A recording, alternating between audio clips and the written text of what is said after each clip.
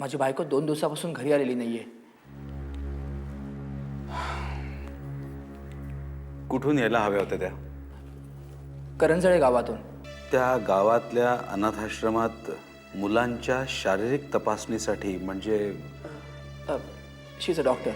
मला वाटतं या नवरा बायकोचं काही झाले तर नसेल. म्हणजे तुझा मोहनवर संशय आहे? असू शकतो. आता काही किरकोळ गोष्टी सोडल्या तर त्यांच्यावर संशय घेण्यासारखं काहीच नाहीये सर. ओके. मेवा फाट्याजवळ एका विहिरीमध्ये एका बाईचं प्रेत सापडलंय. म्हणजे ह्या सह्या सुनंदाच्या नाहीयेत. म्हणजे सह्या तिच्यासारख्याच आहेत पण तिच्या नाहीयेत सर. ग्रेट. मला हेच हवं होतं.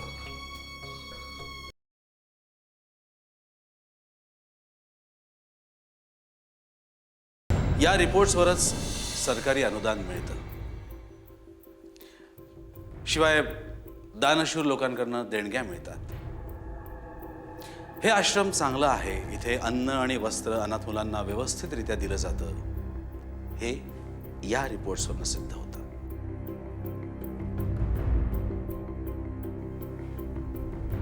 डॉक्टर सुनंदा कुलकर्णी तुमच्या मिसेसनी हे असे रिपोर्ट्स बनवायला नकार दिला असेल.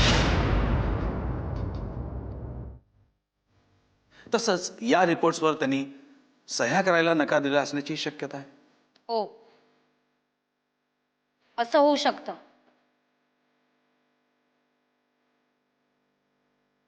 मुळे आणि त्यांच्या अध्यक्षांना हा रिपोर्ट खूप महत्वाचा होता.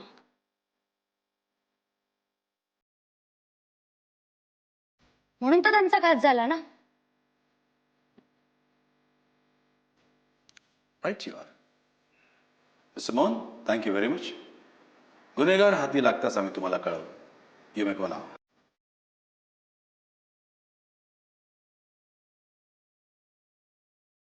थँक्यू.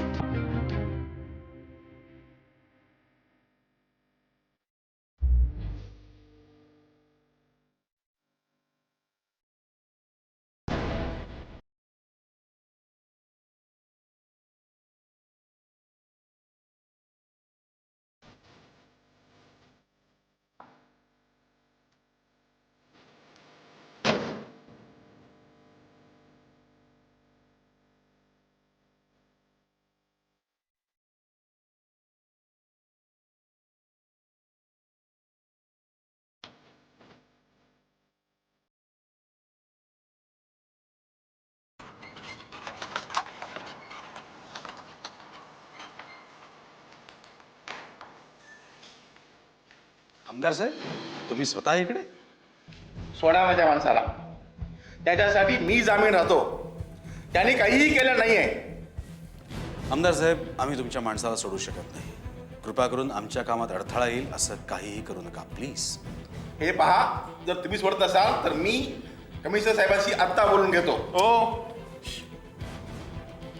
कमिशनर साहेबांच्या परवानगीनेच आम्ही हे पाऊल उचललंय. यांच्या अटकेचं वॉरंट आहे आमच्याकडे. मी बघून घेईन तुम्हाला. आत्ता बघितलं ना, आणखी काय बघणार? ठीक आहे, पाहतो मी.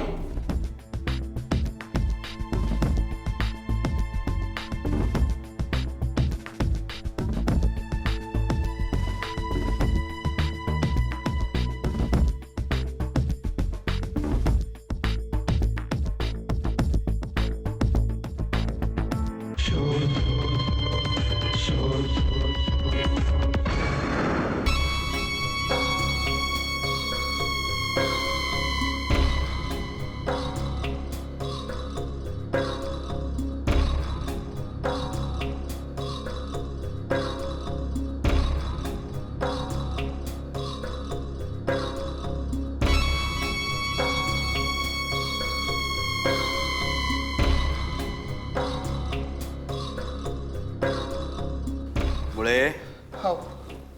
काय ते पोराकडनं मार खाताय?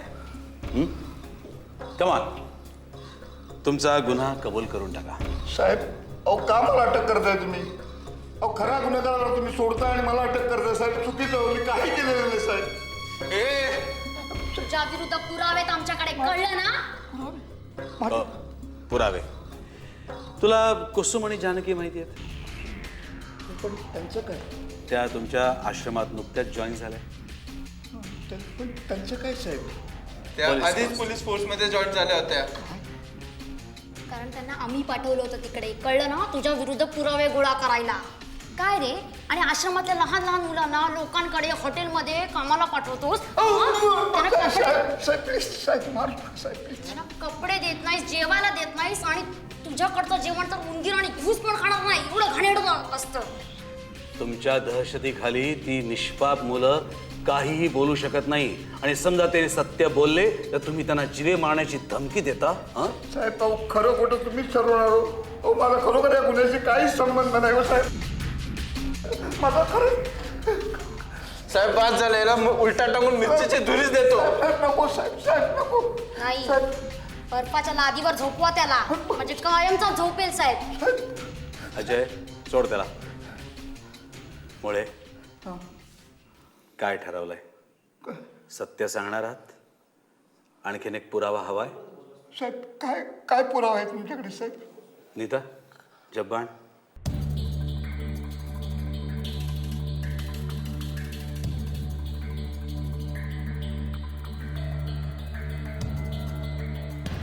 हा झब्बा हा तुमचाच आहे ना? त्याच्यावर रक्ताचे मातीचे डाग कसे लागले? त्या दिवशी सुनंदा कुलकर्णी तुमच्या आश्रमात आल्या होत्या. त्या तिथून निघाला, तुम्ही त्यांचा पाठलाग केलात आणि त्यांचा खून केला. तो खून करताना झटापट झाली, त्यावर रक्ताचे आणि मातीचे डाग लागले. तुम्ही आश्रमात परत आलात, हा झब्बा कपाटात लपवून ठेवला. आम्ही जेव्हा झडती घेतली तेव्हा हा झब्बा आम्हाला मिळाला. यावर रक्ताचे डाग आणि सुनंदा कुलकर्णींचं रक्त हे एकाच गटातलं आहे.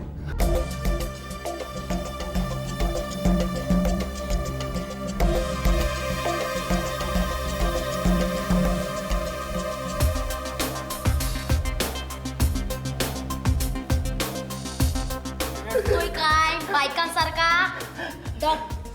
सुनंदा कुलकर्णीचे रिपोर्ट तू बदललेस ना? मग आता काय झालं तुला रडायला? नाही साहेब, तू सांगितलेले रिपोर्ट तिने बनवले नाही म्हणून तिचा खून केलास तू? नाही साहेब, मी खरं सांगतो साहेब. मला सोडा साहेब, मी सगळं सगळं खरं सांगतो साहेब. सांगतो? हो, सगळं खरं सांगतो.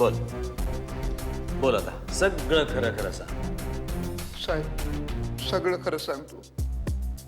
डॉक्टर सुनंदा कुलकर्णींचा खून मी केला साहेब. साहेब मी त्यांना परोपरीने सांगितलं तरी माझं ऐकेनार. पण सुबाळकर साहेबांच्या सांगण्यावरून मला त्यांना मारावं लागलं, अगदी नाईला जाणं. त्या सुबाळकर आमदारांनी सांगितलं आणि तू केलंस. उद्या तुझ्या बायको मुलांना मारायला सांगितलं, मारशील का रे? हा, नाही साहेब, खरंच सांगतो. त्या दिवशी डॉक्टर इथे आल्या होत्या.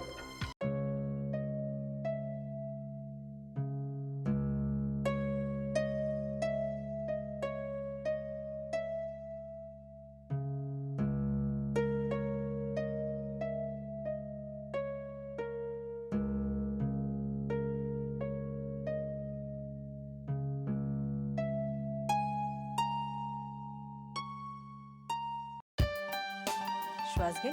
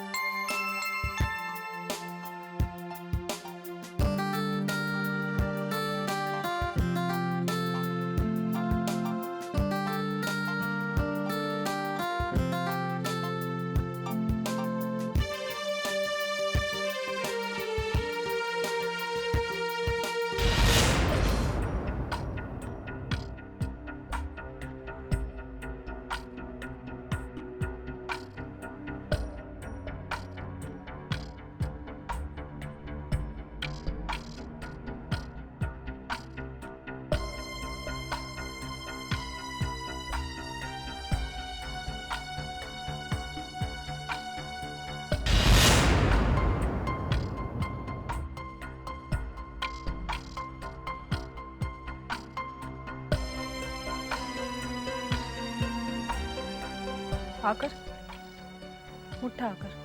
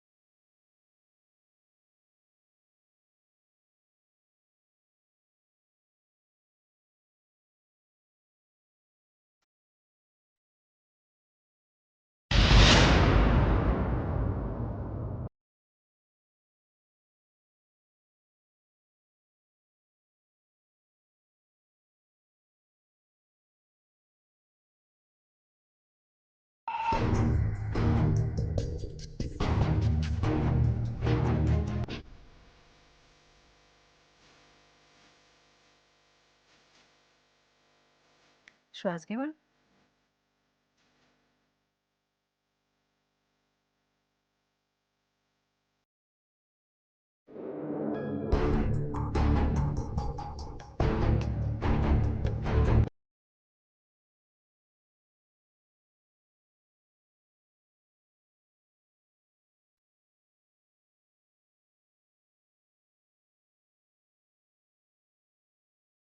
थोडेसे परत घे श्वास मोठा घे.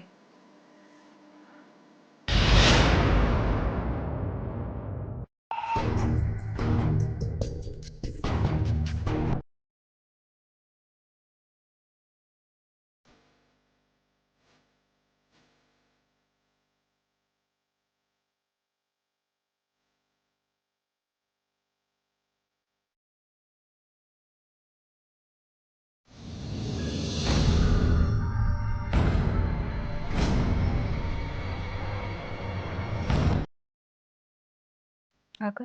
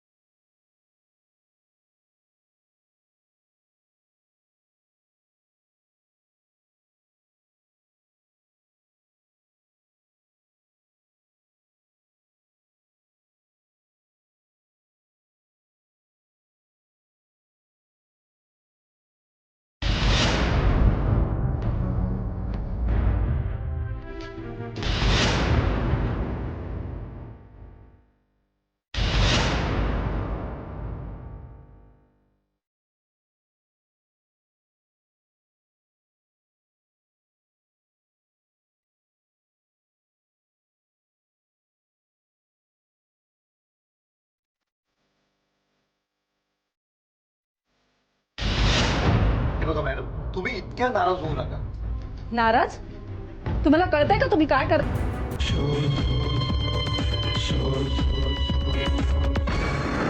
साहेब, तुम्हाला आता खरी परिस्थिती कळलीच आहे.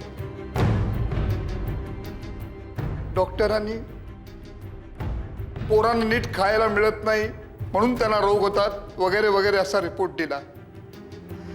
आणि तो जर रिपोर्ट सरकारकडे गेला असता तर आमचं अनुदान बंद झालं असतं साहेब. ही अनाथ शाळा आम्हाला बंद करावी लागली असते साहेब. त्यातच त्यांनी पोलिसात कळवण्याची धमकी दिली. तोपर्यंत संभाळकर साहेब इकडे आले होते. त्यांनी मॅडमना परोपरीने सांगितलं. ते स्वतः त्यांना स्टँडवर सोडायला गेले. काही वेळाने त्यांचा मला फोन आला. ते म्हणाले की मॅडम काही ऐकत नाहीत आणि जोपर्यंत त्या कर्मचाऱ्याच्या बाहेर जातील तोपर्यंत सगळं संपलेलं असेल. साहेब मी विचार केला, हे जर असं झालं असतं ना तर माझी फॅमिली, आम्ही सगळे बर्बाद झालो असतो साहेब. आणि मनात एक ठाम विचार घेऊन मी निघालो. शेवटी त्यांना मी विनंती केली गाडीत बसण्याची. त्यांना संशय आला असेल पण त्या गाडीत बसल्या. थोड्या वेळाने काहीतरी गाडी बिघडल्याचं जाणवलं म्हणून आम्ही खाली उतरलो. मॅडम आम्ही खाली उतरवलं. आजूबाजूला कोणी नव्हतं. याचा मी अंदाज घेतला आणि मॅडमचा गळा दाबला. अगदी घट्ट घट्ट. आणि त्यांची माझ्या हातावरची पकड ढिली झाली. त्यांचा श्वास बंद झाला.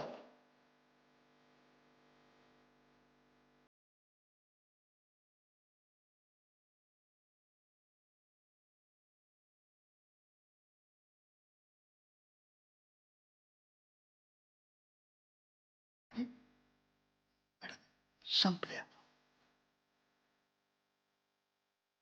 लगेच त्यांचं प्रेत मी झाडीत नेऊन लपवलं. आणि अचानक समोर मला विहीर दिसली. विचार केला, विहिरीत जर प्रेत टाकलं तर कुणाला संशय येणार नाही, काही खाणाखुणा शिल्लक राहणार नाही. म्हणून त्यांचं प्रेत मी त्या विहिरीत टाकलं आणि तिकडनं पसार झालो. नराधमा, नुकतंच लग्न झालं होतं ना तिचं. हा, लोकांचा चांगला व्हावं म्हणून ती खोटं स्वीकारत नव्हती ना. खून केलास तिचा. हा, तुला भाषेची शिक्षाही कमी आहे.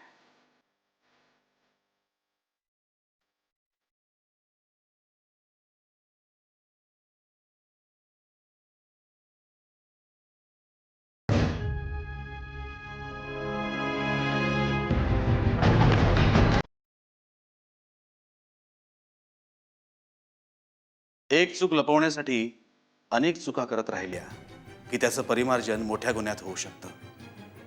तेव्हा चूक वेळीच मान्य करून सुधारली पाहिजे.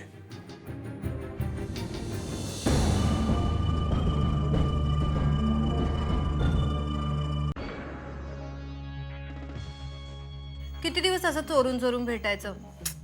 शिक, मला तर बाई हे चोरून चोरून भेटायचं कंटाळाच आलाय. मला पण राजा मी काय करू सांग ना.